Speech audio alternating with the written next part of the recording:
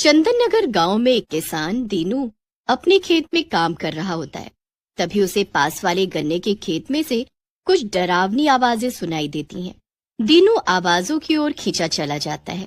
दीनू गन्ने के खेत में चला जाता है।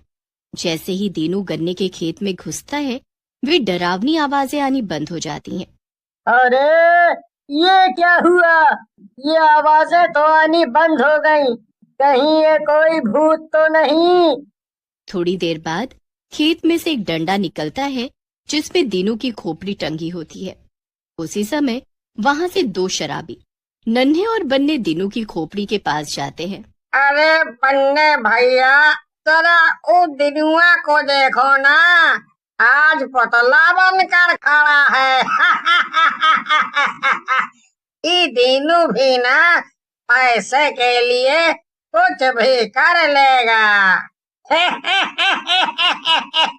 सही कह रहे हो नन्हे भैया, लेकिन एक बात बताओ, इसका धड़ कहाँ गया?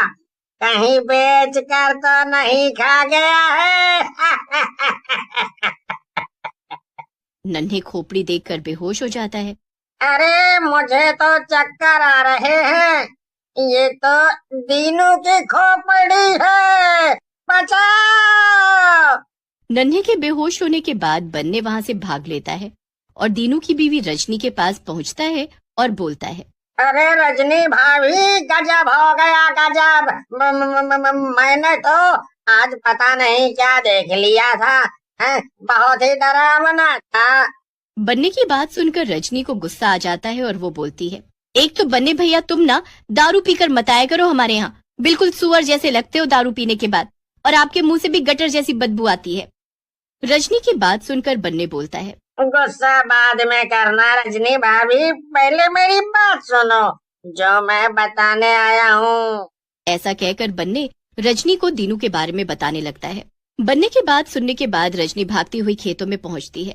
गांव वाले भी वहां आ जाते हैं। किशन दीनू की गर्दन को देखकर कर्मा से बोलता है, देखो कर्मा भैया, देखो कातिल ने कितनी भयानक तरीके से मारा है।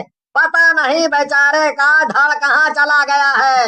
सही कह रहे हो किशन भाई, कोई इंसान इतनी बुरी तरह से किसी दूसरे इंसान को नहीं मार सकता है। ये किसी शैतानी आत्मा या चुड़ैल का काम लगता है। फिर गांव वाले मिलकर दीनू का शरीर ढूंढते हैं और अंतिम संस्कार कर देते हैं। रजनी गांव के सरपंच कैलाश के पास जाती है और उन्हें अपनी आप बीती बताती है। रजनी की बात सुनकर सरपंच जी बोलते हैं, बेटी रजनी, मुझे थोड़ा समय